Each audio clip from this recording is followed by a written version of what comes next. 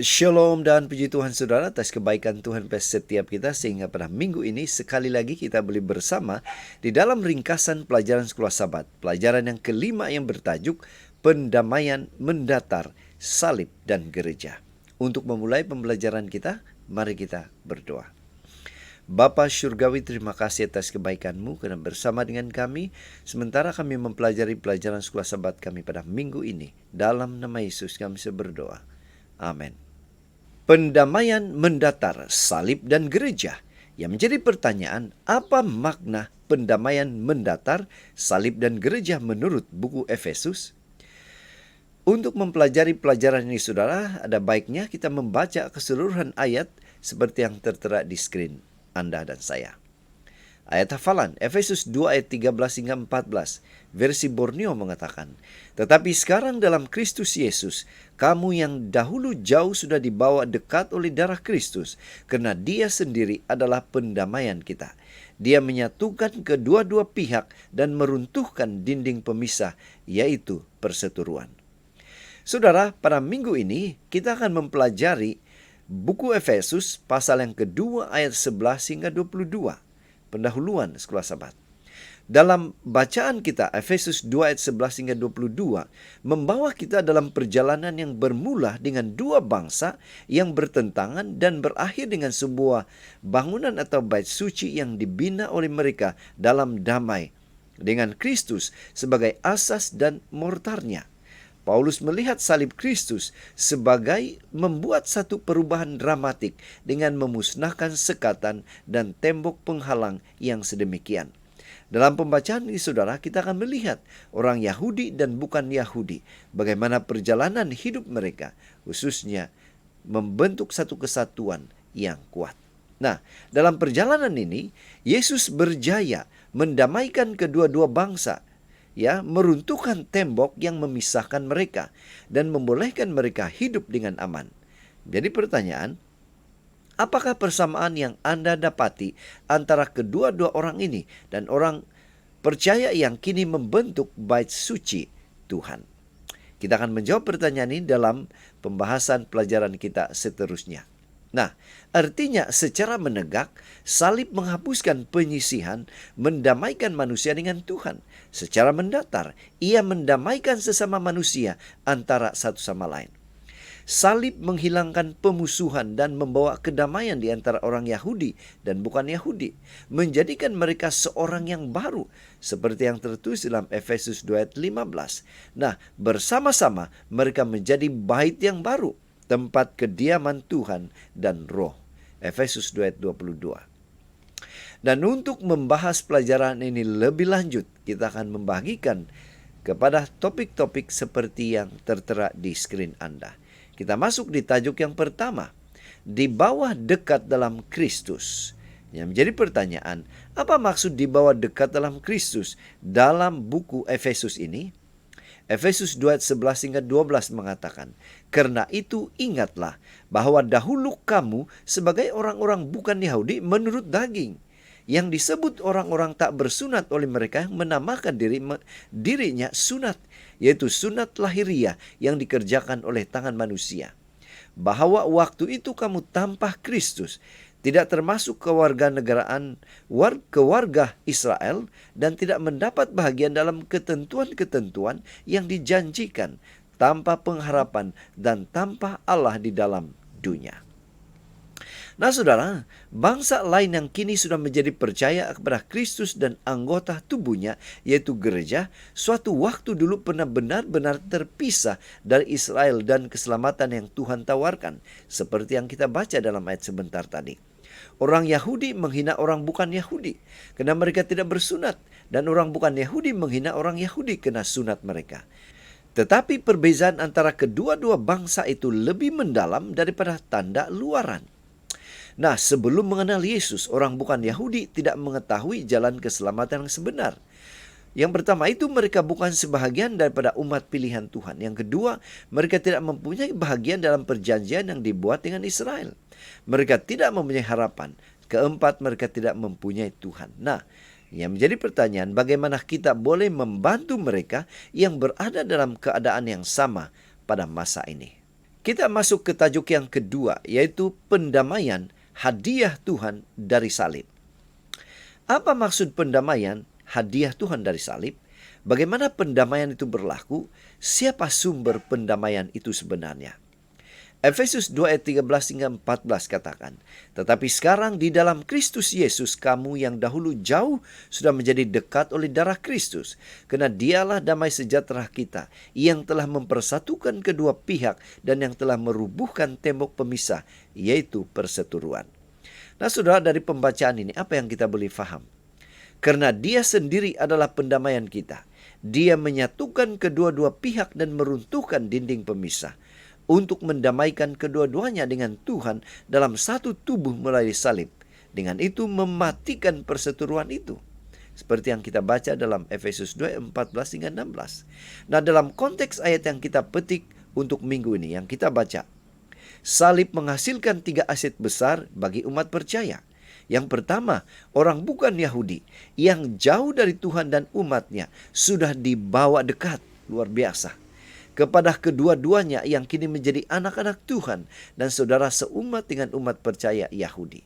Efesus 2 ayat 19. Kemudian yang kedua, permusuhan, perseteruan berkaitan dengan musuh antara umat percaya Yahudi dan bukan Yahudi itu sendiri dimatikan. Salib Kristus menghapuskan apa yang kelihatan sebagai keadaan permusuhan dan peperangan yang kekal, di mana orang-orang Yahudi dan bukan Yahudi menjadi musuh ketat. Efesus 2 ayat 17. Dan yang ketiga yang luar biasanya, di tempat perseteruan datang perdamaian. Luar biasa. Ia adalah tujuan Kristus untuk apa? Mendamaikan kedua-duanya dengan Allah dalam satu tubuh melalui salib. Luar biasa ya saudara. Kita boleh baca dalam Efesus 2 ayat 16 dan juga Kolose 1 ayat 19 hingga 22. Nah, aplikasinya, rekonsiliasi dialami apabila anggota gereja mengetepikan perbezaan mereka dan menerima anggota gereja yang lain sebagai saudara dan saudari yang dikasihi. Yesus adalah satu-satunya yang boleh membawa mukjizat pendamaian. Kita masuk ke tajuk yang ketiga, yaitu meruntuhkan dinding pemisah. Yang menjadi pertanyaan, apa maksud Paulus meruntuhkan dinding pemisah? Apa yang menjadi pemisah sebenarnya? Bagaimana dinding pemisah itu diruntuhkan atau runtuh? Firman Tuhan dalam Efesus 2 ayat 14 hingga 16 mengatakan, "Karena dialah damai sejahtera kita yang telah mempersatukan kedua pihak dan yang telah merubuhkan tembok pemisah, yaitu perseteruan atau pergaduhan. Sebab dengan matinya sebagai manusia, ia telah membatalkan hukum Taurat dengan segala perintah dan ketentuannya, untuk menciptakan keduanya menjadi satu manusia baru di dalamnya, dan dengan itu mengadakan damai sejahtera, dan untuk memperdamaikan keduanya di dalam satu tubuh dengan Allah oleh salib, dengan melenyapkan perseteruan pada salib itu." Luar biasa saudara. Apa makna ayat ini untuk Anda dan saya? Nah, sesetengah orang percaya bahwa Efesus 2 ayat 14 dan 15 mengajar bahwa 10 perintah atau hukum 10 termasuk perintah Sabat dimasukkan atau diketepikan oleh salib. Nah, walau bagaimanapun, di dalam Efesus, Paulus menunjukkan penghormatan yang mendalam terhadap 10 perintah sebagai sumber untuk membentuk murid-murid Kristen. Untuk mencapai kesatuan orang Yahudi dan bukan Yahudi, Yesus meruntuhkan tembok pemisah pemusuhan dan mengetepikan dalam dagingnya hukum dengan perintah dan peraturannya. Adakah dia menghapuskan 10 perintah? Pasti jawabannya adalah tidak. Bagaimana kita memahami ini? Jika itu berlaku, mengapa Paulus menggalakkan gereja terus memelihara perintah ini? Tambahan pula, siapa yang akan menentang untuk tidak membunuh atau mencuri? Saudara, Paulus menyebut perintah-perintah ini. Perintah yang kelima dalam Efesus 6, yang ke-7, ke-8, ke-9, dan ke-10. Apa maksud Paulus ini sebenarnya? Undang-undang yang menimbulkan konflik antara orang Yahudi dan bukan Yahudi adalah undang-undang upacara yang orang Yahudi telah jadikan sebagai alat keselamatan, dan yang mana mereka telah menambahkan ajaran mereka itu sendiri. Baca dalam Kisah 15 ayat 5, Kolose 2, Galatia 2. Kita masuk di tajuk yang keempat, yaitu Yesus pengkhotbah kedamaian. Yang menjadi pertanyaan, apa maksud Paulus Yesus pengkhotbah kedamaian? Apa message yang Yesus mau sampaikan kepada manusia sebenarnya? Efesus 2 ayat 17 hingga 18 katakan, Ia datang dan memberitakan damai sejahtera kepada kamu yang jauh, dan damai sejahtera kepada mereka yang dekat. Karena oleh Dia kita kedua pihak dalam satu roh beroleh jalan masuk kepada Bapa. Apa maksud khotbah Yesus ini? Konsep pendamaian adalah penting dalam Efesus. Surat itu yang bermula dan berakhir dengan berkat damai sejahtera daripada Bapa kita Tuhan dan daripada Tuhan Yesus Kristus. Baca dalam Efesus 1 ayat 2 dan bandingkan dalam Efesus 6 ayat 23. Nah, Paulus melihat dalam Efesus penggenapan Yesaya 52 ayat 7 dan 57 ayat 19. Kristus telah memberitakan melalui para rasul Injil damai sejahtera kepada kedua-dua orang bukan Yahudi yang jauh dan orang Yahudi yang dekat. Yesus memberi kita damai sejahteranya. Dia sendiri adalah damai sejahtera itu. Dalam ayat tadi kita baca Efesus 2 ayat 14. Dan di mana saja Injil diberitakan, damai sejahtera diberitakan. Seperti yang tertulis dalam Kisah 10 ayat 36. Nah, dalam Efesus 2 ayat 17-18 ini, Paulus sangat berminat untuk menunjukkan bahwa pemberitaan damai Kristus telah melampaui masa pelayanannya di bumi. Dia telah mengabarkan damai pada masa sekarang kepada kedua-dua yang jauh umat percaya bukan Yahudi sebelum mereka bertobat, dan yang dekat umat percaya Yahudi. Bandingkan dalam Efesus 2 ayat 11 hingga 13. Setelah menerima pengisytiharan ini, semua umat percaya mengalami rahmat yang mendalam. Artinya saudara, kita harus mencari kedamaian dan berusaha untuk hidup dalam damai dengan semua orang. Apa yang membawa kita kedamaian itu? Ia adalah pengetahuan bahwa kita diampuni, kita ditebus dan didamaikan dengan Tuhan di kayu salib. Roma 5 ayat 11. Tajuk yang terakhir, gereja sebuah bait suci. Yang menjadi pertanyaan, apa maksud Paulus gereja sebuah bait suci itu? Bagaimanakah Paulus menggunakan metafora gereja sebagai bait suci di dalam Efesus 2 ayat 19 hingga 22? Efesus 2 ayat 19 hingga 22 mengatakan, Demikianlah kamu bukan lagi orang asing dan pendatang, melainkan kawan sewarga dari orang-orang kudus dan anggota-anggota keluarga Allah, yang dibangun di atas dasar para rasul dan para nabi, dengan Kristus Yesus sebagai batu penjuru. Di dalam Dia tumbuh seluruh bangunan, rapi tersusun menjadi bait Allah yang kudus di dalam Tuhan. Di dalam Dia kamu juga turut dibangunkan menjadi tempat kediaman Allah di dalam Roh. Apa maksud ayat ini, saudara? Paulus menggunakan metafora gereja sebagai sebuah bait suci untuk kemuncak gambaran terhadap orang bukan Yahudi yang menjadi anggota di dalam gereja. Setelah pernah dilarang daripada berbakti di ruang pengabdian Israel, di dalam bait suci mereka kini bukan sahaja boleh menghampiri, tetapi mereka sendiri menjadi bahan binaan untuk bait baru yang direka sebagai tempat kediaman Tuhan dalam Roh. Efesus 2 ayat 22. Nah, di kayu salib, Yesus merobohkan semua pemisah di kalangan orang percaya. Kini mereka boleh bekerja sama sebagai bangunan yang padat, bangunan rohani yang membentuk bait suci. Yesus Kristus adalah batu penjuru tempat bait suci berdiri. Alkitab, yaitu ajaran para rasul dan nabi, adalah asasnya. Roh Kudus menyelaraskan setiap bahagian dan menyebabkan bangunan itu berkembang. Dengan analogi ini, Paulus menyimpulkan eksposisinya tentang dua bangsa itu. Di mana dahulu ada tembok, kini ada keharmonian. Kita semua bekerja bersama-sama berkembang di dalam Roh. Para penulis Perjanjian Baru menggunakan metafora bait suci untuk menggambarkan kesucian gereja.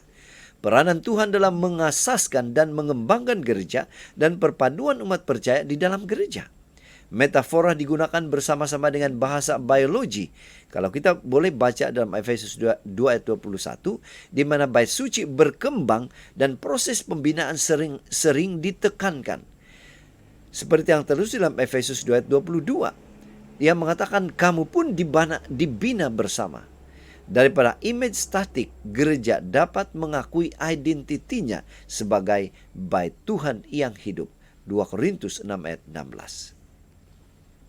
Pena inspirasi juga menjelaskan, kita tidak mempunyai 6 corak untuk diikuti, maupun 5, kita hanya mempunyai 1, dan itu ialah Kristus Yesus. Jika saudara-saudara Itali, saudara-saudara Prancis, dan saudara-saudara Jerman coba menjadi seperti dia, mereka akan meletakkan kaki mereka di atas asas kebenaran yang sama. Roh yang sama yang diam dalam satu akan tinggal di dalam yang lain. Kristus di dalam mereka, pengharapan akan kemuliaan. Saya memberi amaran kepada Anda, saudara dan saudari, jangan membina tembok pemisah antara bangsa yang berbeza. Sebaliknya, coba untuk memecahkannya di mana saja ia wujud. Kita harus berusaha untuk membawa semua ke dalam keharmonian yang ada dalam Yesus, bekerja untuk satu tujuan, keselamatan sesama manusia. Jadi saudara, dari pelajaran Sekolah Sabat kita pada minggu ini, kita boleh menyimpulkan kajian minggu ini merangkumi 3 tema utama. Yang pertama, Kristus Yesus menyelamatkan orang Yahudi dan juga orang bukan Yahudi secara sama rata. Walaupun Tuhan mula-mula memanggil orang Yahudi itu misi menyebarkan misi keselamatannya kepada dunia. Yang kedua, keselamatan yang ditawarkan kepada semua manusia oleh Tuhan Yesus adalah universal, karena dia mati di kayu salib dan dengan demikian menyediakan keselamatan bagi setiap orang yang percaya kepadanya. Yohanes 3:16. Dan dengan itu juga tembok pemisah antara orang Yahudi dan orang bukan Yahudi menjadi tidak relevan lagi. Yang ketiga, Yesus Kristus bukan saja memusnahkan tembok pemisah di antara orang Yahudi dan orang bukan Yahudi. Dia juga membina realiti baru, sebuah bait Tuhan yang baru, yaitu gereja, di mana kedua-dua orang Yahudi dan orang bukan Yahudi sama-sama dan bersama-sama membentuk gereja. Jadi saudara, sekian saja pelajaran atau ringkasan pelajaran Sekolah Sabat kita pada minggu ini. Semoga ini boleh membantu kita di dalam mempelajari pelajaran Sekolah Sabat pada minggu ini. Tuhan memberkati kita. Kita berdoa. Bapa di sorga, terima kasih karena Engkau menolong kami memahami pelajaran Sekolah Sabat kami pada minggu ini. Dalam nama Yesus kami berdoa. Amin.